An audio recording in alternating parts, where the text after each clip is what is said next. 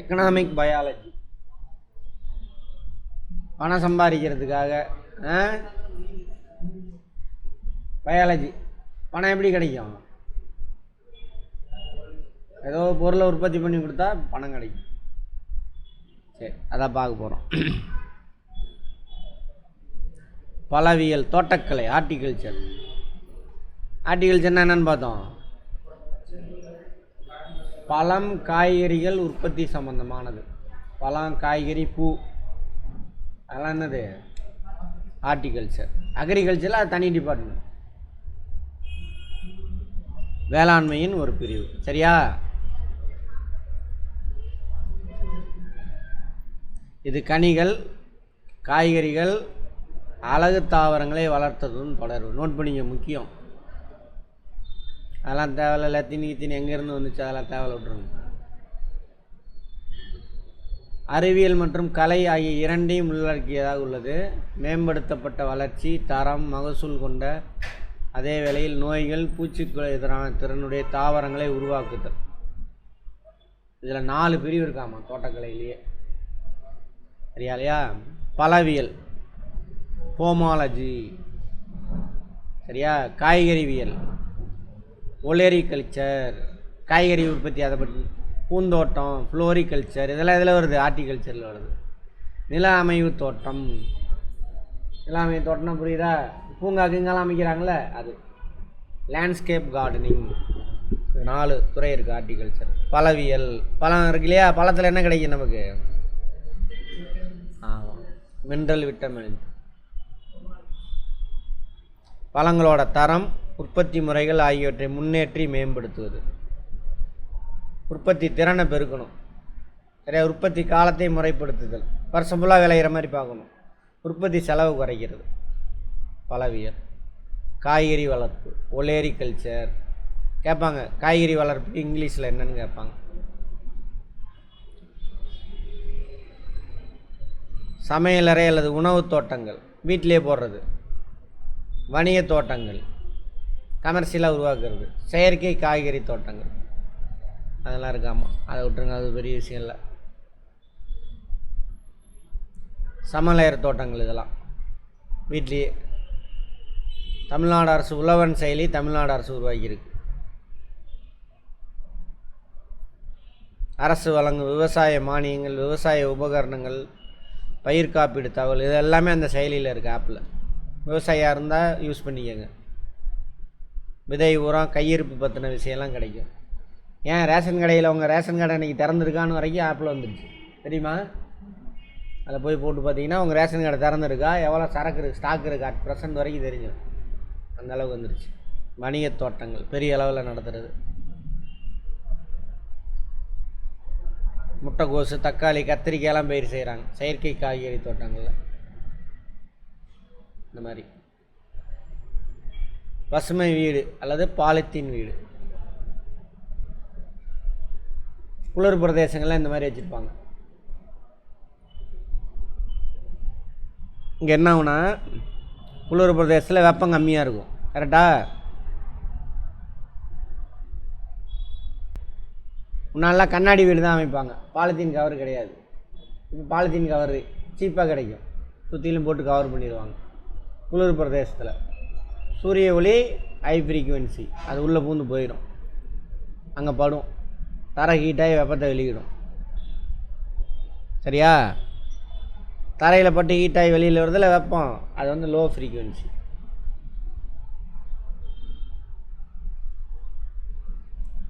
குறை அதிர்வெண் கொண்டது.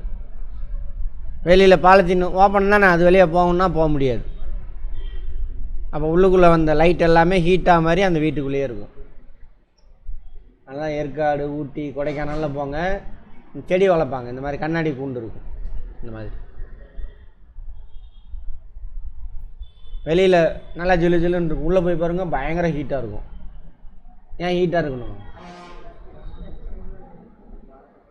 ஏன் ஹீட்டாக இருக்கணும்? ஏன் ஹீட்டாச்சுன்னு சொல்லிட்டேன், அவ்வளோதான். உள்ளே போன லைட்டெல்லாம் ஹீட்டாக மாதிரி உள்ளே இருக்குது, வெளியில் வராது. ஏன்னா லோ ஃப்ரீக்குவென்சி, வெளியில் வர முடியாது, பாலித்தீன் உண்டு. ஏன் ஹீட்டாக இருக்கணும்?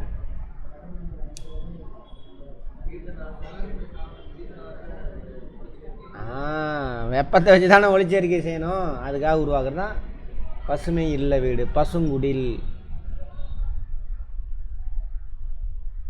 Green house.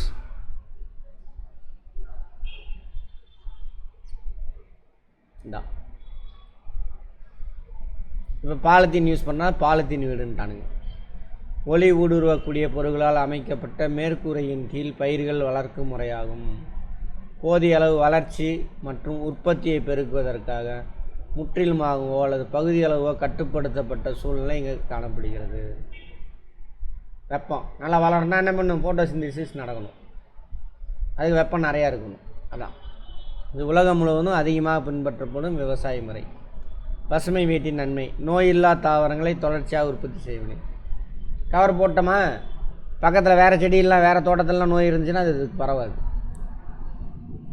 பயிர்களுக்கு மிக குறைந்த அளவே நீர் போதுமானது, நீர் அவ்வளோ ஆவியாகி போகாது.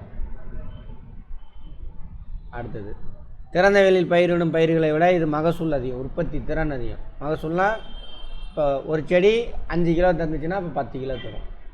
இந்த பாருங்கள், இதெல்லாம் தான் பசுமை இல்லது. பூச்சிக்கொல்லி பயன்பாடு குறைவு, பூச்சி அடிக்காது, அதனால் பிரச்சனை இல்லை. சாதகமற்ற சூழ்நிலையிலிருந்து இது தாவரங்களை பாதுகாக்கும். குளிரா தாவரம் செத்து போயிடும். அது அந்த ஊட்டி கொடைங்கெல்லாம் திடீர்னு குளிர் காலத்தில் ஐஸ் கட்டி மைனஸில் போயிடும், தாவரம்லாம் கருகி போயிடும். அதுலேருந்து இது பாதுகாக்கும். ஏன்னா உள்ள வெப்பமாகவே இருக்கா, இதெல்லாம் நன்மைகள். பூ வளர்ப்பு, ஃப்ளோரிகல்ச்சர்.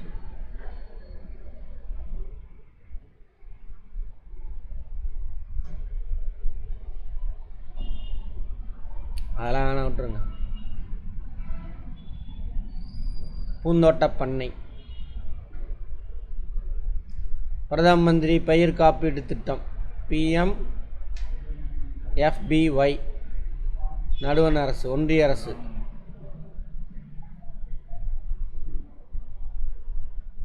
ஆண்டு பிப்ரவரி மாதம் 18ஆம் நாள் அறிமுகப்படுத்தப்பட்டதாம் PMFBY. மலரோட பயன்பாடுகள், அழகுக்கு பயன்படுது,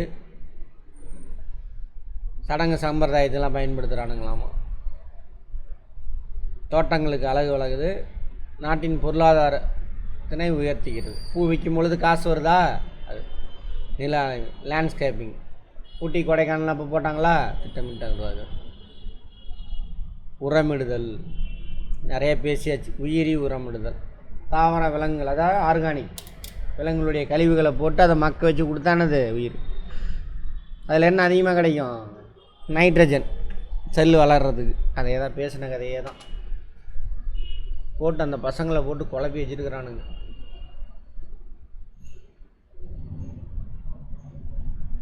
விலங்கு உரங்கள், வளர்ப்பு பிராணிகள், கால்நடை, குதிரை, ஆடு, பன்றி, கோழி, முயல், அவற்றோட கோவியம், சாணம், அதெல்லாம். அப்புறம் மனித கழிவு, எல்லாமே.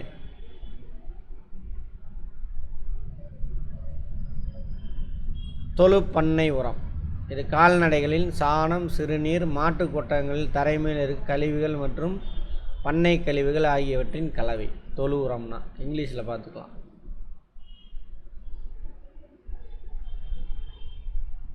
ஃபார்ம் யார்டு மென்யூர், தொழு உரத்துக்கு பேர் என்னது, ஃபார்ம் யார்டு மென்யூர். விவசாய நிலம் இருக்கு இல்லையா, அங்கே அதெல்லாம் இருக்கு இல்லையா, அதோட கோமியம், சாணி, கோமியத்தில் தான் அதிகமாக யூரியா இருக்கும், ஆமாவா, அதெல்லாம். அப்புறம் தாவரங்களோட கழிவுகள், வைக்கோல், இதெல்லாம் இருக்குல்ல, அதெல்லாம் இருக்கும். அது என்னென்ன இருக்குதுன்னு பாருங்கள். வேறு என்னது, ஃபார்ம் யார்டு மென்யூர், தொழு உரம்.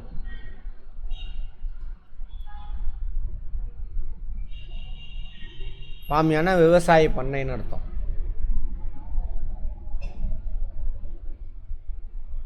மெனூர் இயற்கை உரம், அதில் பார்த்தீங்கன்னா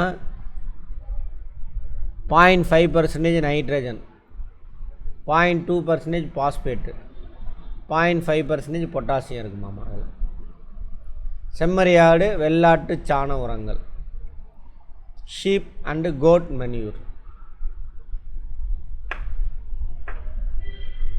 தொழுப்பண்ணை உரத்தை காட்டிலும் அதிக சத்து கொண்டது. 3% நைட்ரஜன் இருக்காமா. அதனால தான் பார்த்தீங்கன்னா கிராமத்துலலாம் பட்டி ஆடு வளர்ப்பாங்க.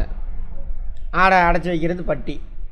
இப்போ வயல் இருக்கா, அது வேறு ஆளுங்களும் கொண்டு வந்து என் வயலில் மேய்ச்சிட்டு போடான்னு விடுவாங்க. வெளியூருக்காரன் வருவான், கொஞ்ச நாளைக்கு என் வயலை யூஸ் பண்ணிக்க, நீ பட்டி போட்டுக்கம்மா. அவன் பக்கத்துலலாம் மேய்ச்சிட்டு வந்து நைட்டான அவன் வயலில் வந்து பட்டி போட்டுருவான். நாள் இங்கே ஆடு ஃபுல்லாக இருக்கும், அது சாணி எல்லாத்தையும் இங்கே போட்டுருவோம். அடுத்த நாள் பட்டியை மாற்றுவான், அல்லது 2-3 நாள் இங்கே வச்சுருப்பான், அடுத்த நாள் பட்டியை மாற்றுவான். சாணம் போட முடியும். வயல் ஃபுல்லாக அதோட யூரின்னு அதோட சாணம், அதாவது புழுக்கு, ஆட்டு புழுக்கு இருக்குல்ல, அது போடும். அதுக்கப்புறம் போயிடுவான். அப்புறம் கொஞ்ச நாள் என்ன, அங்கே உள்ள மைக்ரோப்ஸு மண்புழுலாம் அதை சாப்பிட்டு சூப்பரான உரமாக மாற்றிடும். அப்போ அங்கே பயிர் செஞ்சோம்னா விளைச்சல் நல்லாயிருக்கும். சரியா? 3%. அதில் வெறும் எவ்வளவு நைட்ரஜன்? வெறும் 5% தான். பாஸ்பரஸ் தான் பாஸ்பேட்டு. ஆக்சிஜன் சேர்ந்துருந்தால் பாஸ்பேட்டு, தனியாக இருந்தால் பாஸ்பரஸ். 0.2% தான், அங்கே 1% பென்டாக்சைடு. அடுத்து 2% பொட்டாசியம், அதில் வெறும் 0.5% தான் இருக்குது. அப்போ தொழுப்பண்ணை உரத்தோட ஆட்டு உரம் தான் என்னது நல்லது. கலப்பு உரம், எருவாக்குதல், கம்போஸ்ட், அதான் தெரிஞ்சது தானே, வெர்மி கம்போஸ்ட். இலை, தலை, காய்கறி, அழுகி போன காய்கறி, சாணி கீனி எல்லாத்தையும் ஒரு மண்ணில் போட்டு கலக்கி மண்ணை போட்டு அதில் எண்ணெய் கொண்டு வந்து போட்டுருவாங்க, மண்புழு விட்டுருவாங்க. அது சின்ன சின்ன டீகம்போஸ் பண்ணிடும். அதான் கம்போஸ்டிங், வெர்மி கம்போஸ்டிங். வெறும்னா அந்த இது மண்புழு. பயிர் கழிவு, விலங்கு எச்சங்கள், உணவு கழிவு, தொழிற்கூடங்கள், நகராட்சி கழிவு எல்லாத்தையும் கொண்டு வந்து போடணும். அதில் நுண்ணுயிர்களும் பண்ணும் கம்போஸ்ட். பசுந்தாள் உரங்கள். வயலை உழுகும் பொழுது சுற்றியில் உள்ள மரத்தெல்லாம் வெட்டி என்ன பண்ணுவாங்க, அதில் போட்டு மிதிச்சிடுவாங்க. தண்ணி இருக்கும், மிதித்து இது பண்ணுவாங்க. அதான் பசுந்தாள் உரங்கள். தமிழ் நம்ம க்ரீன் மேன்யூர். அதேமாதிரி சுற்றிலும் வயலில் அவங்க ஏதாவது தோட்டங்கிட்ட இருக்கும், அதில் இலையெல்லாம் கூட்டி கீட்டி வச்சுருப்பாங்க. அப்போ இலை தலையை போடுறதுனால என்னென்ன நன்மைன்றாங்க. பச்சை இலைகள், மரக்கிளைகள், புதர் செடி, தேவையற்ற நிலங்களில் வளர்கிற செடி, வயல்வெளி நீர்த்தேக்கங்களில் வளரும் தாவரங்கள், இன்னும் பலவற்றை சேகரித்து மக்க செய்து தயாரிக்கப்படும் உரம். மண்ணின் அமைப்பை உயர்த்துகிறதாமா, ஸ்ட்ரக்சர் நல்லா பொலன்னு இருக்கும். நீர்த்தேக்க திறனை, தண்ணி உறிஞ்சி வச்சுக்குது. எது? இந்த பசுந்தாள் உரம். இங்கிலீஷில் என்ன பண்ணால் க்ரீன் மேன்யூரா.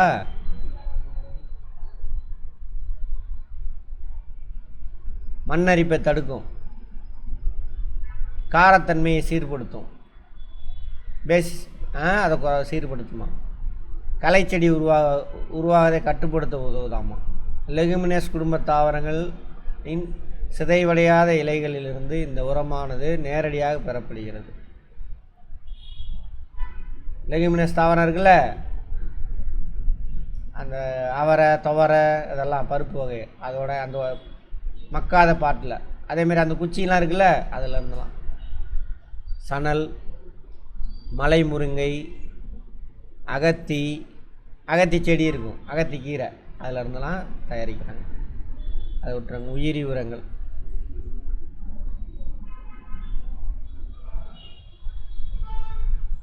அரைச்சமாகவே அரைச்சிக்கிட்டு இருக்கிறானுங்க பாவம் அந்த பசங்க. உயிரி உரங்கள். ரைசோபியம். யார் ரைசோபியம்? பாக்டீரியா, மண்ணில் வாழக்கூடிய பாக்டீரியா. இல்லை, ரைசோபியம் தான் என்னது, லெகுமினஸில் இருக்கும். அதிலே 2 இருக்குன்னு பார்த்தோம் ரைசோபியத்திலே.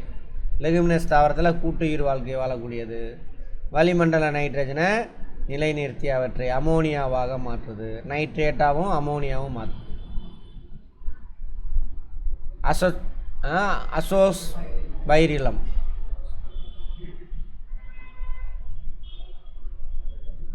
மக்காச்சோளம், பார்லி, ஓட்ஸு, சோளம் மீது நோய் தடுப்பு உரமாகவும் பயன்படுதாமா.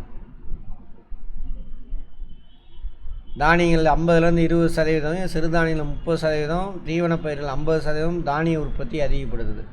யார்? அசோஸ் பைரில்லம். நைட்ரஜன் ஃபிக்சேஷன் தான் இவங்களும் பண்ணுறாங்க. பூஞ்சை வேர்கள் மைக்கோரைசா பூஞ்சை வாஸ்குலார் தாவரங்களில் கூட்டுயிர் வாழ்க்கையை வாழுதாம். Mycorrhiza vascular. எது வாஸ்குலார்னா சைலம் ஃப்ளோயம் தானே வாஸ்குலரு, தாவரம். அதில் வேரில் வாழுது. பாஸ்பரஸ் ஊட்டச்சத்தினை எடுத்துக்கொள்ளும் திறனை அதிகரிக்கிறது. எலுமிச்சை பப்பாளிலாம் இருக்குது. எலுமிச்சை பப்பாளி எது பூஞ்சை வேர்கள். அசட்டோபாக்டர் கோதுமை, நெல், மக்காச்சோளம், சோளம் ஆகியவற்றில் மகசூல் அதிகரிக்கும். அசட்டோபாக்டர் அதே ஹைட்ரஜன் நிலை நிறுத்துறது தான். பூஞ்சை எதிர்பொருளாகவும் இருக்காமா.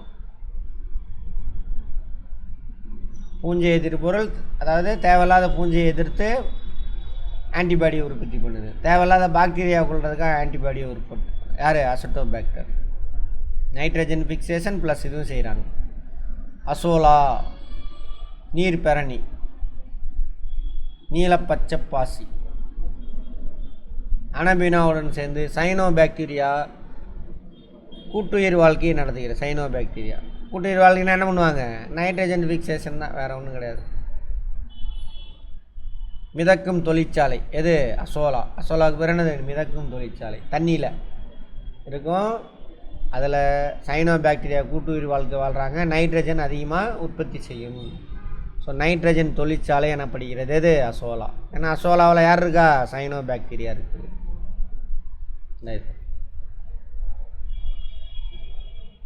உயிரி உரத்திட்டம் சரியா?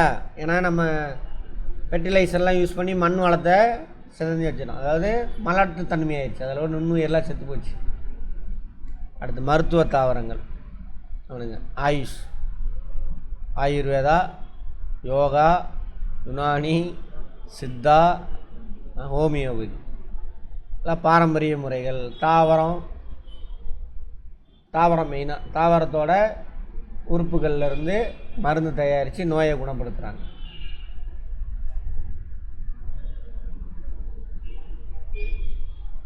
தாவரங்களின் முதல் நிலை வளர்சிதை மாற்ற பொருட்கள் அவற்றின் வாழ்க்கைக்கு பயன்படுத்தப்படும். கார்போஹைட்ரேட், அமினோ ஆசிட், இரண்டாம் நிலை வளர்ச்சி மாற்றம். அதில் விட்டுருங்க. இதை பார்த்துக்கோங்க.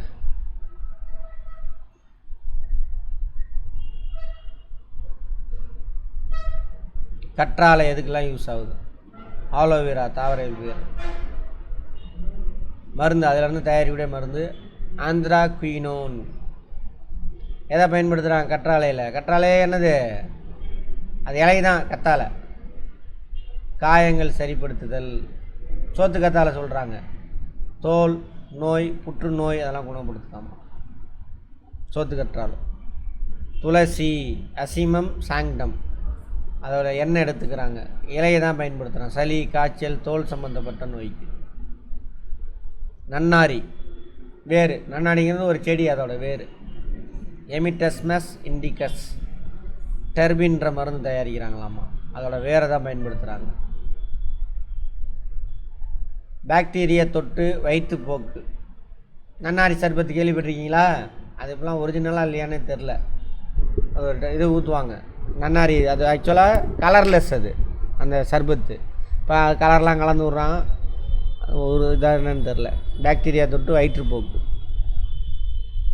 நிலவேம்பு ஆண்ட்ரோகிராஃபிஸ் பேனிகுலேட்டா டெர்பினாய்டுகள் அப்படின்னு மருந்து தயாரிக்கிறாங்க. அனைத்து பாகம் நிலவேம்பில் எல்லாம் தண்டு வேறு எல்லாமே யூஸ் பண்ணுறாங்க. டெங்கு காய்ச்சல், நீரிழிவு நோய், சிக்கங்குனியாலாம் யூஸ் ஆகுதாம். வெட்பாலை ரைட்டியா டிங்டோரியா பிளவினாய்டுகள்ன்ற மருந்து. அதோட மரத்தோட பால், இலை. வெட்பாலையா? பாலமரம் போல் இருக்குது. படர் தாமரைக்கு, வயிற்றுப்போக்குக்கு, வீக்கம் இதுக்கெல்லாம் யூஸ் ஆகுது. சின்கோனா மரம் குயினைன். குயினைன் எதுக்குன்னு பார்த்தோம்? மலேரியா. மலேரியாவுக்கு காரணம் யார்?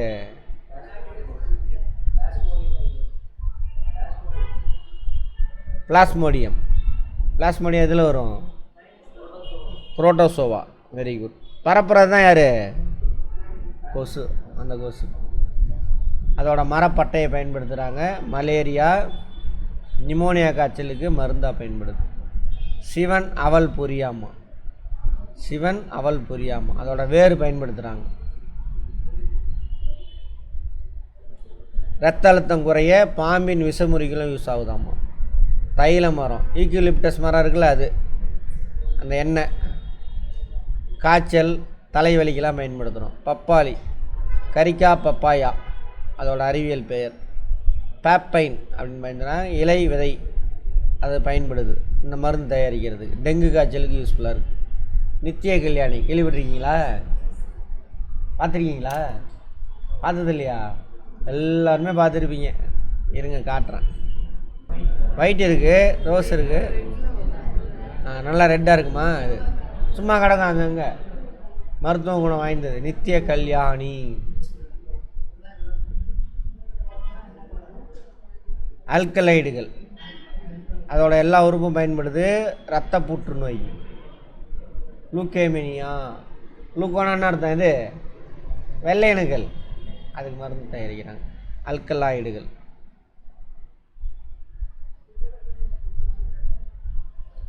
காளான் வளர்த்தல், அதான் வளர்த்து தான் கொண்டு வந்து வைக்கிறானுங்கள, அதோட இனங்கள் மட்டும் பார்த்துக்கலாம். அதில் ஏகப்பட்டது இருக்குது. சரி, காளானில் என்ன கிடைக்குது நமக்கு? ரொம்ப சத்தான உணவு காளான். காளான் எந்த வகையில் வரும்? ஃபங்கஸில் 3வது. சரியா? செல் சுவர் இருக்கா? இருக்குது. ஃபங்கைக்கு எதெல்லாம் ஆணுச்சு? கைட்டின். தாவர செல் சுவர் செல்லோஸ். என்ன இருக்காது? பச்சையும் இருக்காது. சரி, புரோட்டீன் இருக்குது, அதில் ஃபைபர் இருக்குது, நல்லா ஜீரணம் ஆகும், கழிவெல்லாம் வெளியில் தூக்கிட்டு வரும். விட்டமின் இருக்குது, ஜீரணம் ஆகாது, ஜீரணம் ஆகி உள்ளே போயிடுச்சுன்னா கழிவெல்லாம் உடம்புல உள்ள கழிவெல்லாம் தூக்கிட்டு வந்துடும். விட்டமின்ஸு மினரல்ஸ் எல்லாம் இருக்கும். 3000க்கும் மேற்பட்ட காளான் வகை இருக்குது. அது எல்லாலாம் நம்ம சாப்பிட மாட்டோம். சாப்பிட்றது பட்டன் காளான். அது ஆங்கில பெயர், அறிவியல் பேர் அக்காரிகஸ் பைஸ்போராஸ். சிப்பி காளான் இலை இலையாக இருக்குல்ல, மொட்டு மொட்டாக இருந்தால் பட்டன் காளான், இலை இலையாக இருக்கும். இது 2 தான் நம்ம சாப்பிட்றது. ப்ளூரோட்டஸ் சிற்றினங்கள், இது 2 நம்ம ஊரில் சாப்பிட்றது. வைக்கோல் காளான்னு ஒன்று இருக்கு. ஆமாம், வால்வோரியல்லா வால்விசி அங்கெல்லாம் நடக்குது. காளான் அறுவடை செய்ய 1லேருந்து 3 மாதம். நிறைய பேர் விற்கிறாங்கள்ல, அதெல்லாம் தேவையில்ல, விட்டுருங்க. இதெல்லாம் சாப்பிடக்கூடாது. அழகாக இருந்தாவே டேஞ்சர்னு அர்த்தம், எழுதி வச்சுக்கோங்க. அடுத்தது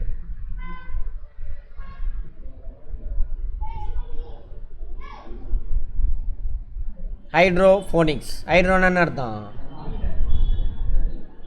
சரியா?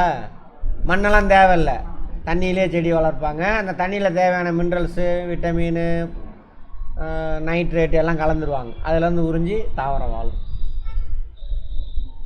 அப்படியே மண் பயன்படுத்தினாலும் சின்ன பைப்பு மாதிரி இருக்கும், அதெல்லாம் வீட்டுக்குள்ளேயே வளர்த்துடலாம்.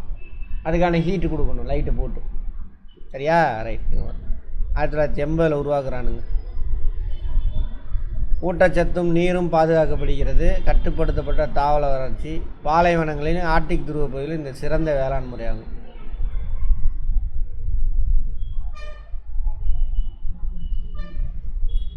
மண் இருக்குது, தொட்டி வச்சிருக்கிறான். தொட்டி இருக்குது, சின்ன தொட்டி, கொஞ்சம் மண் இருக்குது, கீழே தண்ணி வச்சுருக்கிறான். இதில் தேவையான ஊட்டச்சத்துலாம் அப்பப்போ கலந்துருவான். சரியா? இங்கே தண்ணி தேவைக்கு தகுந்த மாதிரி தண்ணி குறைஞ்சிருச்சு அப்படின்னா இதுவே தண்ணி அதில் ஊற்றிக்கும். எக்ஸஸான தண்ணி வடிஞ்சு இங்கே திரும்ப உள்ளே வந்துடும். இதில் உள்ள ஏலத்தலை மக்கள்லாம் உளுந்து அது மக்கி கிடக்குதா, அந்த உரமும் உள்ளே இழுத்துக்கும். இப்படி இந்த சைக்கிள் நடக்கும். இந்த என்னது? ஹைட்ரோஃபோனிக். அடுத்து இன்னொன்று இருக்குது பாருங்கள், அது மண்ணில் வச்சு எல்லாம் செய்கிறாங்க. இங்கே பாருங்கள், இது அடுத்தது. நான் சொன்னேன்ல மண் தேவையில்லை, இதுக்கு பேர் ஏரோஃபோனிக்.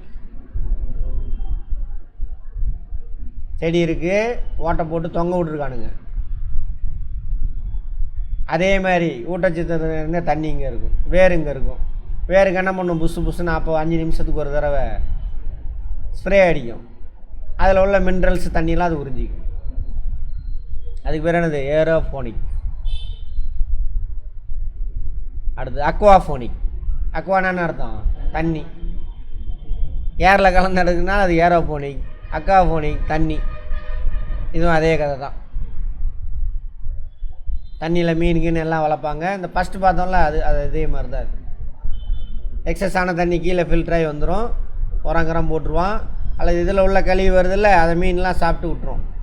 அடுத்து பால் பண்ணை. அடாடா ஏண்டாடி, இதில் இனங்கள் மட்டும் பார்த்துக்கோ. தமிழகத்து தாயமாக கொண்ட இழுவை மாடுகள் இதெல்லாம் மெயினாக வண்டி இழுக்கிறது உழுகிறதுக்கு பயன்படும். காங்கேயத்தில் மட்டும் பாருங்கள். அடுத்து புலிக்குளம் மாடு. புலிக்குளம்னா அந்த தேனி கம்பருங்களா, அங்கே அது பாட்டில் போய் காட்டில் மேய்ஞ்சிச்சு இன்னும் மேய்ச்சிட்டு வருவாங்க போயிட்டு. புலிக்குளங்கால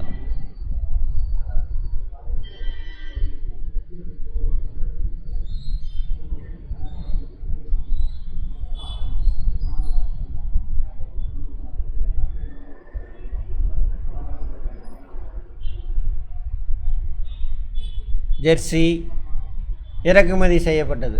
அயல்நாடு இனங்கள் ப்ரௌன் ஸ்விஸ்ஸு மற்றும் ஹோல்ஸ்டீன் ப்ரௌனியன்ஸ் இதெல்லாம் இறக்குமதி செய்யப்படும். இப்போ நம்ம வச்சிருக்கிற அதிகமான பால் கறக்கிற எல்லா கறவை மாடும் வெளிநாட்டிலேருந்து வந்தது. சரியா? இதை வளர்க்குறதுக்கு தான் இதுக்காக ஸ்பேம் அங்கேருந்து தயாரித்து வருது. அவனுக்கு காசு கட்டுறோம். ஊரில் காளை மாடு இருந்துச்சுனாக்கா ஸ்பேம் தேவையில்லை, காசு கொடுத்து கவர்மெண்ட் வாங்கிக்கிறான். கால்நடை நம்ம தமிழ்நாட்டில் கொடுக்குறாங்களே, கால்நடை கருவுற மாதிரி ஸ்டேஜ் வந்துச்சுன்னா போவான் அவன் ஆர்டிஃபிஷியலாக ஒரு பைப் மாதிரி அதில் உள்ளே வச்சு ஸ்பேமை அனுப்பி விட்ருவான். அவன் நாட்டிலேருந்து வந்தது. அதுக்கு காசு கட்டுறோம். ஊரில் காளை வளர்த்துறாங்க தெரியுமா? எதுக்கு காளை வளர்த்துறாங்க? இனப்பெருக்கத்துக்கு. எல்லா வீட்லேயும் பசுமாடு இருக்கும். காளை மாடு அவுத்து விட்ருவான். அவுத்து விட்ட காளை மாதிரி திருறான்னு சொல்லுவான் பாருங்க. அதுதான் சுற்றிக்கிட்டே வரும். எல்லா பசுமாட்டையும் என்ன பண்ணும், அது பருவம் கரு முட்டை உருவாயிருச்சுன்னு தெரிஞ்சிருச்சுன்னா அதை கர்ப்பமாக்கிட்டு போகும், விந்து கொடுத்துட்டு போகும். அப்போ காளை கண்ணுக்குட்டி உருவாகி கண்ணு போடும், பால் கறக்கும். அது அந்த வேலை யார் செய்கிறா? அந்த ஸ்பேமை அங்கேருந்து வாங்கி நம்ம அந்த வெட்டினரி ஹாஸ்பிட்டல் இருக்குல்ல, அது மூலிமா செலுத்துகிறோம். அப்போ பால் உற்பத்தி அதிகமாக இருக்குது. அந்த அப்படி வெளிநாட்டுக்கு இனங்கள் தான் ஜெர்சி, ப்ரௌன் ஸ்விஸ் மற்றும் ஹோல்ஸ்டீன் ப்ரௌனியன்ஸ். இதெல்லாம் அது வரல சாப்பிடும். எதுவும் அது பாருங்க, முட்டவும் முட்டாது. நம்ம மாடெல்லாம் முட்டும், நாட்டு மாடெல்லாம் அது முட்டாது. அது வரல மேயும். யார் தெரிஞ்சவன் தெரியாத யாராக இருந்தாலும் தடவி கொடுத்தினான்னு இன்னும் சுகமாக இருந்துட்டு நடந்து போகும், முட்டாது. ரொம்ப பயந்தாங்கோழியாக இருந்தால் ஓடி போகும், அவ்வளோதான். நம்ம மாடுனா என்ன பண்ணும், நாட்டு மாடு பக்கத்தில் தெரியாதவனா அவ்வளோதான், தூக்கி எரிஞ்சிடும். அந்த மாதிரி. அடுத்தது இழுவை இனங்கள். இதெல்லாம் பசுமாட்டு வெளிநாட்டு இறக்குமதி இனங்கள். இழுவை இனங்கள் காங்கேயம், அம்ரித் மகால், காங்கேயம். இந்தியா ஃபுல்லாக உள்ள சொல்கிறான். நம்மளுது காங்கேயம், உப்பளஞ்சேரி நம்மளுது, மாலவி, சிரி, நல்லிக்காய் இதெல்லாம் வட இந்தியனுங்களுது. ரைட், 2 பயனும் தரும் இந்தியாவில். ஹரியானா மாடுகள், ஓங்கோல் இதெல்லாம் வந்துட்டு இழுவைக்கும் பயன்படும், கறவைக்கும் பயன்படும். நாங்கரேஜ், தர்பாகர் இதெல்லாம். கால்நடை தீவனத்தில் என்னென்ன இருக்கணும்? தவிடு, சக்கை. தண்ணி இருக்காது, அதில் ஈரப்பதம் இருக்காது. அதனால் தவிடு சக்கையில் இதில் கலந்து கொடுப்பாங்க, தண்ணியில் கலந்து கொடுப்பாங்க. தவிடுங்கிறது என்னது? நெல்லோட மேலே உள்ள தோல், ஈரப்பதம் இருக்காது. வேறு மினரல் விட்டமின்லாம் அதில் இருக்கும். அதனால் பால் கறக்குன்னா என்ன வேணும்? முக்கியமாக தண்ணி. ஸோ தண்ணி நிறையா கொடுப்பாங்க. அதெல்லாம் சதைப்பற்றுள்ளதாகவும் புல் வகைகள், தீவனம், தாவர வேறு அதெல்லாம் பயன்படுத்துவாங்க. உலர் தீவனமாகவும் வைக்கோல், பயிரிடை தட்டைகள், தட்டையெல்லாம் போடுறாங்களோ அது. சாவி, சாவினா என்னது? அந்த நெல்லோட மிச்சம், விதையின் வெளியுறை இருக்கு இல்லையா, அதுதான் சாவி. இதெல்லாம் வந்துட்டு தவிடு, சக்கை. இதில் என்ன இருக்குமாமா? கடினமான நார்ச்சத்து கொண்ட தீவிரங்கள். தவிடு, சக்கை வந்து நார்ச்சத்து கொண்ட தீவிரம். செறிவூட்டமிக்க உணவானது. குறைவான நார்ச்சத்து, அதிகமான கார்போஹைட்ரேட்டு, புரோட்டீனு, பிற ஊட்டச்சத்துக்கள், மினரல், விட்டமின் எல்லாம் சேர்ந்தது. சோளம், கம்பு, இது முத்து திணையாமா. ஆமாம் தானே, முத்து தானே இருக்குது. ராகி விரல் திணையாமா. அரிசி தவிடு, கோதுமை தவிடு, பருத்தி கொட்டை புண்ணாக்கு. பாட்டே இருக்கா? சொன்னபடி கேளு. என்னது? சிங்கார வேலைனா படத்தில், கமல்ஹாசன் படம். பருத்தி கொட்டை புண்ணாக்கு நான் தாரேன்.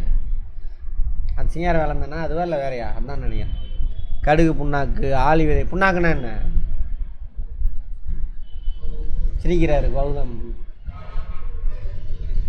புண்ணாக்குன்னா என்ன?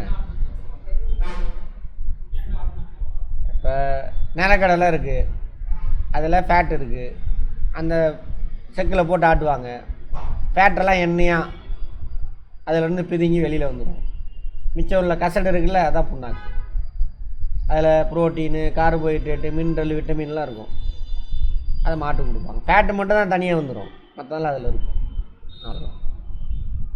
மாங்கொட்டை புண்ணாக்கு, வேப்ப புண்ணாக்கு, கடலை புண்ணாக்கு, இதெல்லாம் கொடுக்கலாம். வேப்ப புண்ணாக்கெலாம் இயற்கை பூச்சிக்கொல்லியாக பயன்படுத்துவாங்க. உழுவுறாங்கலாம் நேரம் அதில் போட்டு விட்டாங்கன்னா பூச்சி அடிக்காது. பசுந்தாள் உரங்கள், குதிரை மசாலாமா என்னன்னு தெரில, மூவிலை மசால், பரப்புதல், சிறுதானியங்கள் மற்றும் யானைப்புல், இதெல்லாம் பசுந்தாள் பச்சையாக கொடுக்கறது. தீவன மேலாண்மை, அதெல்லாம் வேண்டாம். இதெல்லாம் வெளிநாட்டினம். இதெல்லாமே இதெல்லாம் நம்ம நாட்டினம்.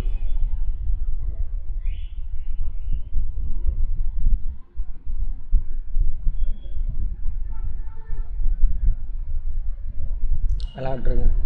வர்கீஸ் குரியன், இவர் தான் இந்தியாவில்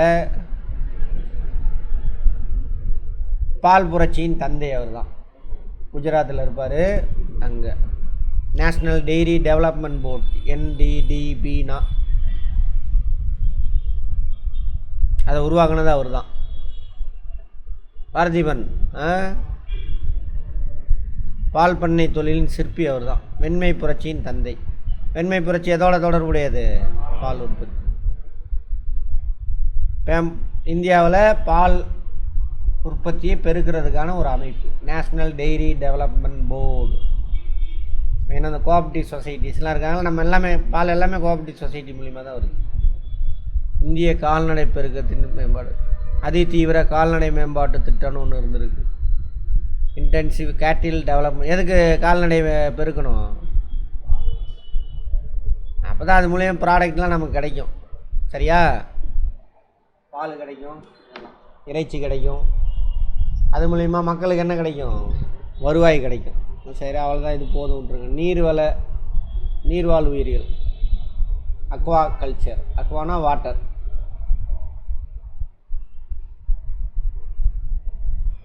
லாப்ஸ்டரா நண்டுனா, இறால்னா ஃப்ரான்ஸு. இதெல்லாம் வளர்த்து விற்கிறாங்க.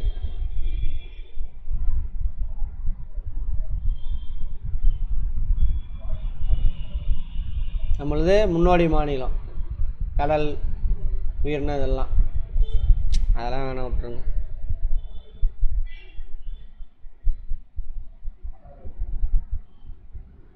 கடலோர மீன் வளர்ப்பில் 6வது இடமா இந்தியாவில் தமிழ்நாடு. நன்னீர் வாழ், ஏரி, குளம், கொட்டை அதெல்லாம் வளர்க்குறது. உவர் நீர், கடல் நீர், கடற்கரை ஓரத்தில். அதோட இடங்கள் மட்டும் பார்த்துக்கோங்க. நன்னீர், கட்லா, ரோகு, மிரிகால், இதெல்லாம் கெண்டை மீன்களாமா. கட்லா, ரோகு, மிரிகாலாம் கெண்டை மீன். கெளுத்தி மீன், சிலேப்பி, காற்றினை சுவாசிக்கும் மீன்கள் போன்றவை. ஆக்சிஜனை சுவாசிக்கிறது. இதில் கடல்வாழ் மீன்கள்.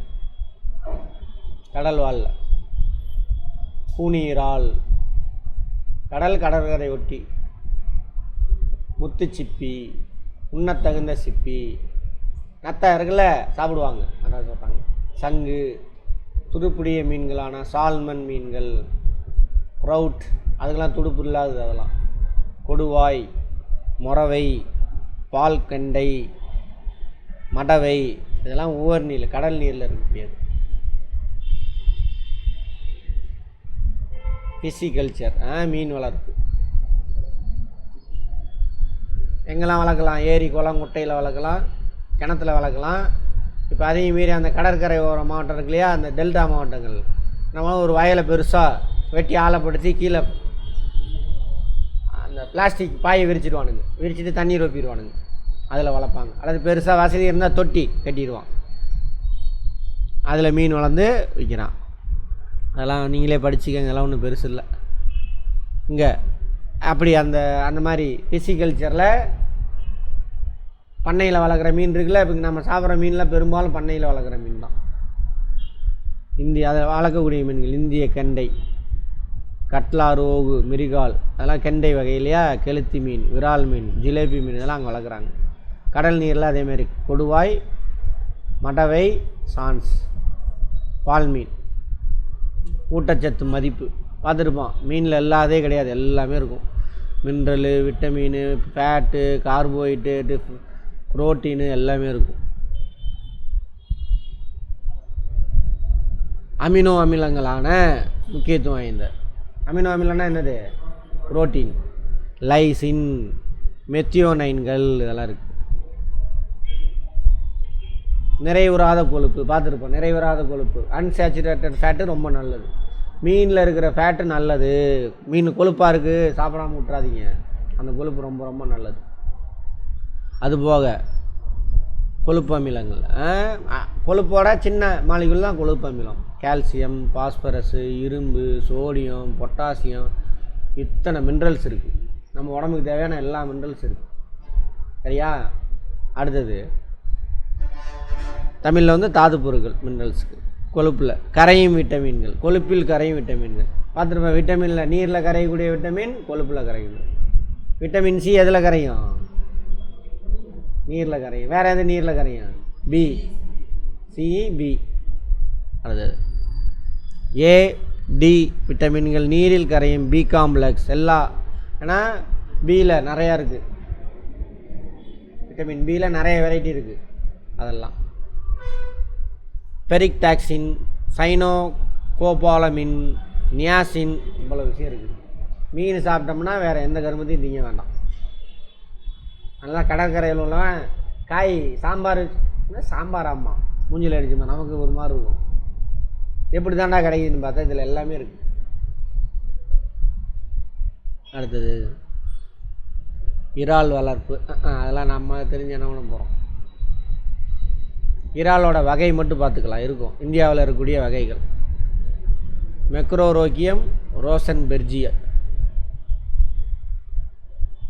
கடல் நீர் இறால், பினேயஸ் இண்டிகஸ், பினேயஸ் மோனோட்டான், நன்னீரில் வளர்க்குறது. மெக்ரோ பிராகியம் ரோசன்பெர்கி, மெக்ரோ ராகியம் மால்கோம் சோனி, இதெல்லாம் வந்து என்னவா நன்னீரில் வளர்க்குறது தான். இது ரொம்ப அட்வான்ஸு. டீப்பாக கேட்டால் தான் வரும், ஏதோ ரேராக வரும்.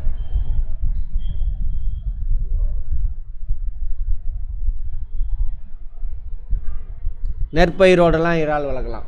நெற்பயிருக்குன்னா தண்ணி நிறையா நிற்கணுமா, அதில் இறாலை விட்டுருவானுங்க. அந்த டெல்டா மாவட்டங்கள்லாம் செய்யலாம். இறால் என்ன பண்ணும், அந்த இலை தலையெல்லாம் விழுகுதா, அதை சாப்பிட்டு டீகம்போஸ் பண்ணி மீன் தானே மண்ணில் போடும். நைட்ரஜன் ரிச்சு மெட்டீரியல் அதெல்லாம், அதை எடுத்துகிட்டு நெல் நல்லா வளரும். அறுவடைக்கு முன்னாடி அதெல்லாம் பிடிச்சிடுவாங்க. அதேமாரி மீன் வளர்க்கலாம். இதான் மிக்சடு ஃபார்மிங் அப்படிம்பாங்க. மிக்சடு கிராப் இல்லை, ஃபார்மிங். மிக்சடு கிராப்பிங்னா ஒரே லேண்டில் 2-3 தாவரத்தை வளர்க்குறது. மிக்சடு ஃபார்மிங் ஒரு லேண்டில் 2-3 உயிர்களை வளர்க்குறது. நெல் போடுவான், மீன் விட்டுருப்பான், இந்த பக்கம் என்ன பண்ணியிருப்பான் இறால். நெல்லுக்கு மேலே ஏதாவது ஒரு ஓடத்தில் அல்லது கிணத்துல மேலே கோழி பண்ணை வச்சுருப்பான். கோழிக்கு இறைய போடுவான். அது சாப்பிட்டுட்டு கோழி எச்சத்தெல்லாம் தண்ணியில் போடும். அந்த தண்ணியில் கலந்து அந்த தண்ணி என்ன ஆகும், இங்கே பாயும். அந்த எச்சத்தெல்லாம் யார் சாப்பிடுவா? மீன், இறால் சாப்பிட்டு அதை போடும். அதை எடுத்துகிட்டு என்ன ஆகும், நெல் பயங்கரமாக வளரும். விவசாயிகளாம் இருந்தீங்கன்னா இதெல்லாம் உங்கள் வயலில் இம்ப்ளிமெண்ட் பண்ணுங்கள். மண்புழு தொழில்நுட்பம் அதெல்லாம் பேசியாச்சு. மண்புழு உரம் அதில் என்னென்ன இருக்குதுன்னு மட்டும் பார்த்துக்கலாம்.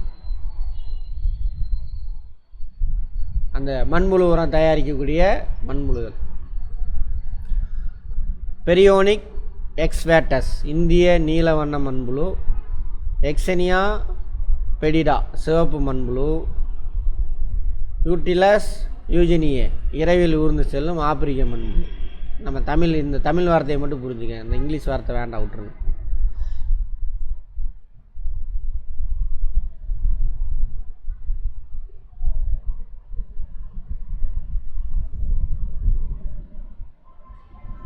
இந்த மண்புழு உரம் இருக்கு இல்லையா, மண்ணோட இயற்பியல் பண்புனா தண்ணியை தக்க வச்சுக்கிறது, சரியா, மண் போலன்னு இருக்கிறது, அதெல்லாம். அதேமாதிரி வேதியியல் பண்பு, நைட்ரேட்லாம் இருக்கும், அதெல்லாம். உயிரியல் பண்பு, மண்புழு மக்கி போட்டுச்சுல்ல, அதில் என்ன இருக்கும், பயோ மெட்டீரியல்ஸ் இருக்கும், மைக்ரோப்ஸ் நிறையா இருப்பாங்க. இப்படி மூணுமே மேம்படுத்துது மண்ணில். எது? மண்புழு உரம். எல்லா கழிவுகளும் எல்லா கழிவும் போடுங்க, அவ்வளோதான். போட்டு மண்புழு விட்டிங்கன்னா அது இதெல்லாம் வேண்டாம் நமக்கு. நன்மைகள்: அடர் பருப்பு நிலத்தில் இருக்கும் மண்புழு உரம்.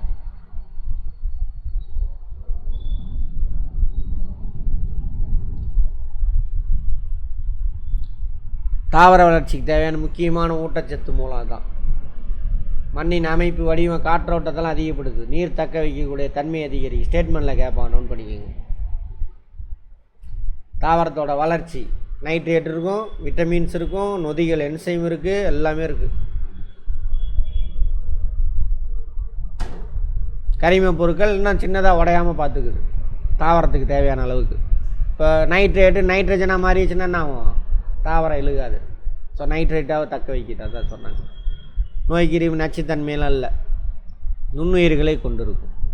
ஏன்னா மண் அது போட கழிவை சாப்பிட்றதுக்கு அங்கே மைக்ரோப்ஸ் இருப்பாங்க, சரியா? அதெல்லாம் சும்மா புரிஞ்சுக்கங்க, படிக்காதீங்க தயவு செஞ்சு. தேனீ வளர்ப்பு, தேனீ எதுக்கு வளர்க்கணும்?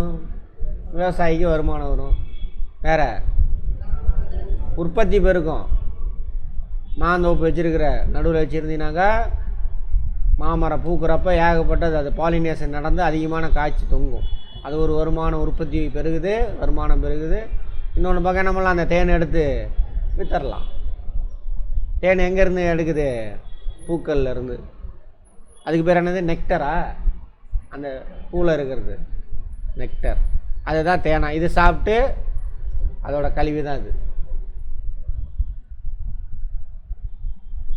தேனீக்களோட வகைகள்: ராணி தேனி, ஆண் தேனி, வேலைக்கார தேனி. ராணி தேனியானது தேன் கூட்டில் மிகப்பெரிய உறுப்பினராகும். இனப்பெருக்கம் செய்யும் பெண் தேனியாகவும் உள்ளது.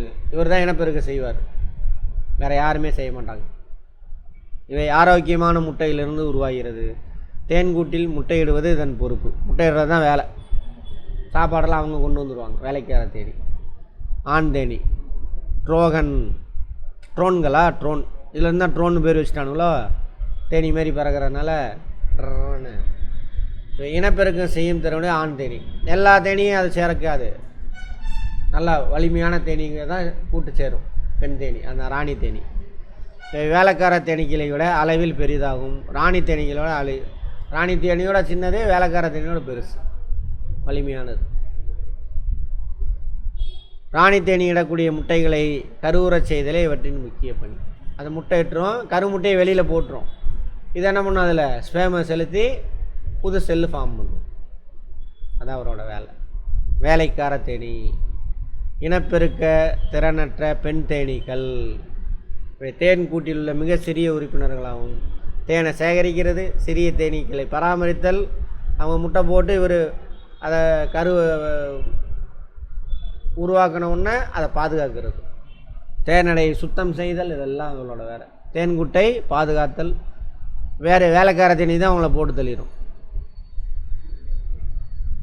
சரியா? தேன்கூட்டின் வெப்பத்தை பராமரித்தல், இதெல்லாம் செய்யும். வெயில் வந்துருச்சுன்னு வச்சுக்கோங்க, அதுக்கு தகுந்த மாதிரி அங்கே சுற்றிலும் பறந்து வெப்பம் வராமல் பாதுகாத்து. ராணி தேனி தான் இருக்கிறதுலே பெருசு. ஆண் தேனி ரெண்டாவது பெருசு, இவர் சின்னது. உள்நாட்டு வகை: ஏபிஸ் டார்கெட்டா, ஏபிஸ் ஃப்ளோரியா. குட்டி தேனி: இந்திய தேனி, பாறை மற்றும் காட்டு தேனி. குட்டி தேனி அது ஒன்று. வெளிநாட்டு வகை: இத்தாலிய தேனி, ஆப்பிரிக்க தேனி. அதெல்லாம் நமக்கு தேவையில்லை. தேனையோட அமைப்பா அருங்கோணம் கொண்டது. அருங்கோணம்னா என்னது? 6 கோணம், 6 கோடு இருக்கும், 6 பக்கம் இருக்கும். பெண்டகனா 6 பக்கம் இருக்கும்.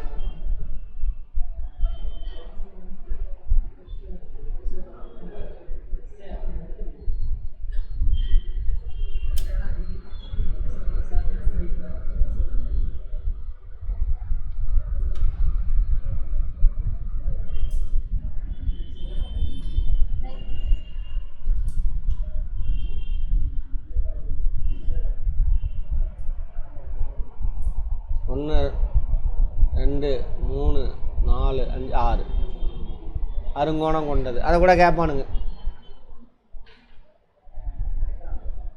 தேன் உற்பத்தி இது தெரிஞ்சுக்கணும் நம்ம. பல்வேறு பூக்கள் மகரந்த தேனை உறிஞ்சுகிறது. மகரந்த தேனானது தேன் பைகளுக்குள் செல்கிறது. தேன் பைகளுக்குள் மகரந்த தேனானது ஒருவித அமில சுரப்பிகளுடன் கலக்கிறது. தேன் பை வாய்க்குள்ளே இறைப்பை இருக்குல்ல நமக்கு, அது மாதிரி அதுக்கு தேன் பை இருக்குது. அது உள்ள போகுது. அங்கேருந்து என்ன அது அமிலங்கள் அது கூட சுரந்து அது கூட மிக்ஸ் ஆகுது. அதான் அந்த புளிப்பு சுவை. பியூர் இனிப்பாக இருந்தால் அது தேனே கிடையாது. நொதிகள் செயல்பாட்டால் இது தேனாக மாற்ற முடிகிறது. அந்த அமிலம் ப்ளஸ் நொதி தேனாக. தேன் கூட்டில் சிறப்பறைகள் சேமிக்கப்படுகிறது. தேனின் தரமானது தேன் மற்றும் மகரந்தத்தூள் சேகரிப்பதற்கு கிடைக்கும் மலர்களை பொறுத்தது. அந்த மலரை பொறுத்தது, எந்த மலரோ அதை பொறுத்து இருக்கும் தரம். தேனிலேருந்து என்னென்னலாம் கிடைக்கிது? தேனீக்கள். வேறு இன்னொரு கூட்டை உருவாக்குன்னா தேனி வேணும். தேன் மற்றும் மெழுகு தயாரிப்பில் பயன்படுது. அதோட கூடு இருக்குல்ல, அது மெழுகு மாதிரி இருக்கும் தயாரிக்கும். தேன் ஒரு இனிப்பான பாகு நிலை கொண்ட, பாகுனா இங்கிலீஷில் ஜெல்லி மாதிரியா, இயற்கையான தாவர உணவுப் பொருள். அதில் டெக்ஸ்ட்ரோஸ் சுக்ரோஸ் போன்றவை இருக்கும். டெக்ஸ்ட்ரோஸ் எல்லாமே கார்போஹைட்ரேட் தான். சுக்ரோஸ் உடனே கரையும். தேனை நக்கி தான் சாப்பிடணும், வாயில் ஊற்றி குடிக்கக்கூடாது, செத்து போயிடுவோம். உடனே கார்போஹைட்ரேட்டாக கன்வெர்ட் ஆகிடும். ஆனால் சுக்ரோஸ் இல்லை, அது கன்வெர்ட் ஆகி புறையரிக்கும். தேன் குடித்து செத்தவங்களாம் இருக்கிறான் நிறைய பேர். அதேமாதிரி என்னது குளுக்கோஸ், அதுவும் வாயில் கொட்டி புறையடிச்சுன்னா முடிஞ்சு ஆள் அவுட்டு. கையில் கொட்டி நக்கி தான் சாப்பிட்ணும். அல்லது என்ன பண்ணணும், குளுக்கோஸை தண்ணியில் ஊற்றி கலக்கி தான் சாப்பிட்ணும். சரியா? ரைட். தேனுக்கு இனிப்பு சுவை தருகிறது யார்? சுக்ரோஸும் டெக்ட்ரோஸா? என்னது டெக்ஸ்ட்ரோஸ்? டெக்ஸ்ட்ரோஸ் கேட்பாங்க கேள்வியா. அதுபோக அமினோ அமிலங்கள். அமினோ அமிலம்னா என்னது? புரோட்டீன் இருக்குது. அஸ்காரிபிக் அமிலம், அது ஒரு விதமான ஆசிட்டு. விட்டமின் பி, மினரல்ஸ்லாம் இருக்குது. அப்புறம் பார்மிக் அமிலம் இருக்குது. அது தேனை கெட்டு போகாமல், பியூர் தேன்னா எத்தனை வருஷம் ஆனாலும் கெட்டு போகாது, அப்படியே இருக்குது. அதுக்கு யார் காரணம்? அதில் இருக்கக்கூடிய ஃபார்மிக் அமிலம். இந்த அமிலம் என்சைம்ஸ்லாம் எங்கே சுரக்குது? தேனி வயிற்றில் தான். அந்த டெக்ஸ்ட்ரோஸும் சுக்ரோஸ் மட்டும்தான் பூவிலேருந்து எடுக்கும். மெயினாக சுக்ரோஸ் தான் இருக்கும் அதில். மற்றதெல்லாம் இதோட என்சைம். அந்த தேன் கூடா, அதுக்கு பேர் என்ன சொன்னீங்க? தேன் அறையா? தேன் பை. அங்கே இன்வெர்டேஸ் என்ற நொதியும் இருக்குது. இன்வெர்டேஸ் சீக்கிரம் ஜீரணம் ஆகிறது. தேனி தனது ஒரு பயணத்தில் குறைந்தது 50 முதல் 100 மலர்கள் தேனை சேகரிக்குமாமா. சராசரியாக ஒரு தேனி தனது வாழ்நாளில் 1/2 தேக்கரண்டி தேன் மட்டும்தான் சேகரிக்குமா ஒரு தேனி. அப்படி சேர்த்து வச்சே தான் நம்ம எடுத்துகிட்டு வந்து சாப்பிட்றோம். அதான் நம்ம வேலையை, விலங்குகளோட வேலையாக தானே. 1 கிலோகிராம் தேனில் 3200 கிலோ கலோரி ஆற்றல் உள்ளது. ஆற்றல் மிகுந்த உணவு எது? தேன்.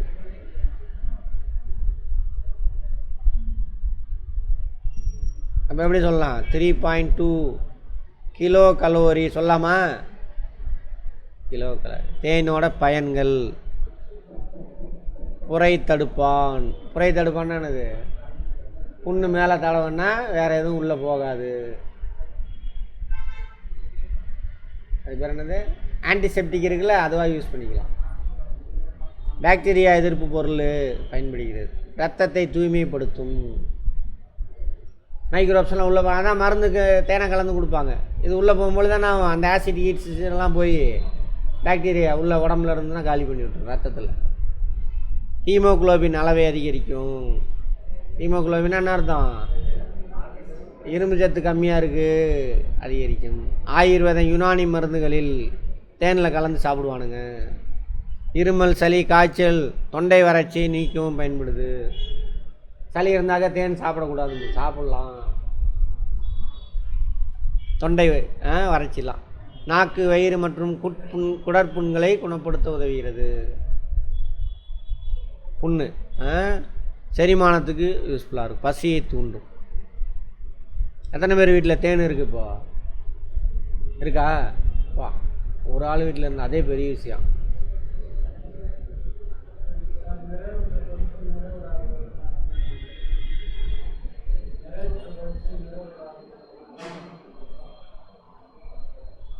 கெமிஸ்ட்ரி பார்த்துட்டிங்களா நீங்கள்? வெயிட் பண்ணுங்க பார்ப்போம். ஆனால் கான்செப்ட் சொல்லிடுறேன் என்னென்னு. நிறைய உராக்கு உறுப்புனா திரும்ப அது வந்து உடையும் ஈஸியாக. வேறு ஒரு பொருள் கூட சேர்ந்து வேறு ஒரு பொருளாக மாறும். சரியா? பிரச்சனை இல்லை. நிறைய உரா கொழுப்பு, நிறைய உற்ற கொழுப்புனாக்கா அது அப்படியே தான் இருக்கும், யாரு கூடயும் சேர்ந்து வினை புரிய மாட்டாங்க. ஓகேவா? அதான் இது அப்படியே போய் எங்கேயாவது ஒட்டிக்கும். பிளட் வெசல்லாம் ஒட்டிக்கிட்டு என்ன ஆயிரும்? பிளட் வெசலை சின்னதாகிடும் வால்யூமை. அப்போ அது வழியாக பிளட்டு ஓட முடியாமல் என்ன பண்ணிடும்? வெடிச்சிடும். அதான் ஹார்ட் அட்டாக்கு. மீன் உற்பத்தி மற்றும் மேலாண்மை என்பது அயல்நாட்டு இனம் அல்ல.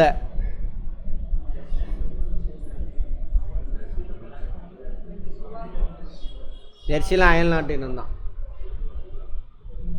ஷகிவால் இதெல்லாம் வேறு வேறு பேரே பாருங்கள் வித்தியாசமாக இருக்கா? இது ஸ்விஸ்ஸின்னு வந்துருச்சு, இது பிரிஷியன் வந்துருச்சு. இன்னும் எது அயல்நாட்டு மாட்டு இனம் அல்ல?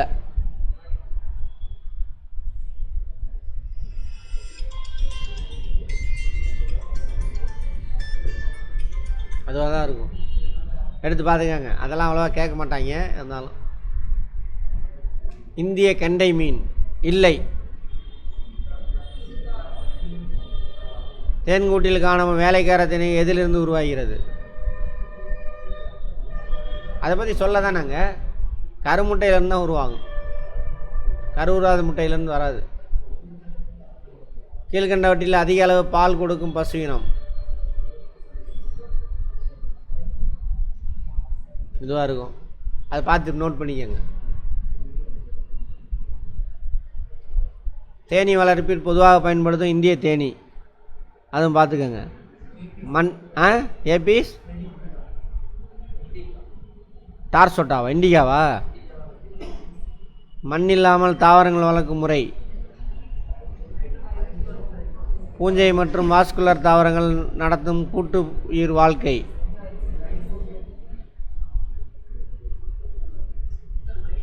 மைக்கோரைசா.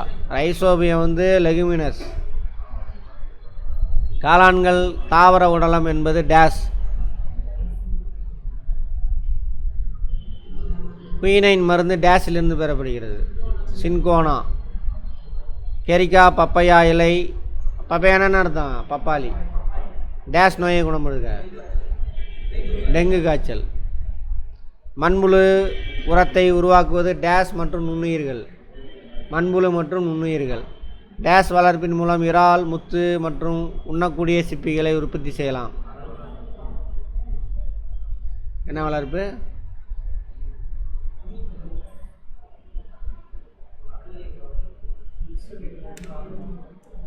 மீன் வளர்ப்பு. பிசிகல்ச்சர் அப்படி போட்டுக்கோங்க. பிசிகல்ச்சரில் தான் இதெல்லாம் வருது. தேன்கூட்டில் உள்ள வளமான தேனி ராணி தேனி. டேஸ் தேனை பதப்படுத்துகிறது. ஃபார்மிக் அமிலம். சரி. டேஸ் முறையில் பல்வேறுபட்ட மீன் வகைகள் நீர்நிலையில் வளர்க்கலாம். பண்ணை. பிசிகல்ச்சர். மைக்கோரைசா ஒரு பாசி, பூஞ்சை. பால் கொடுக்கும் விலங்குகள் விவசாயம் மற்றும் போக்குவரத்து பயன்படுகின்றன.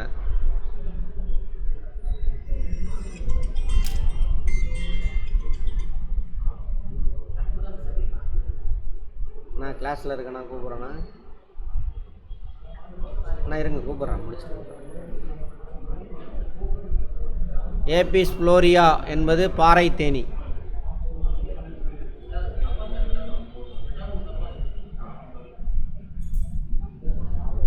பெரும்பாலும் இல்லை, ஒரு சில விலங்குகள் அப்படி. சரியா? பால் கொடுக்கறது. ஓங்கோல் காலனி ஒரு வெளிநாட்டு இனம். ஓங்கோல் நம்மளுது. வெள்ளாட்டு எருதுவானது தொழு உரத்தை காட்டும் அதிக சக்தியினை கொண்டது. கரெக்டா? இதில் சும்மா ரொம்ப பேசிக்காக தான் கேட்பாங்க. அது சயின்ஸ் கொஸ்டினே குறைச்சிட்டான். பெரிய கடல் நண்டு, ஓடு மீனாக இருக்கும். ஓடு மீன். கட்லா துடுப்பு மீன். கொடுவா மீன் கடல் மீனா? பொக்காலினா? ஒலேரி கல்ச்சர்னு என்னது?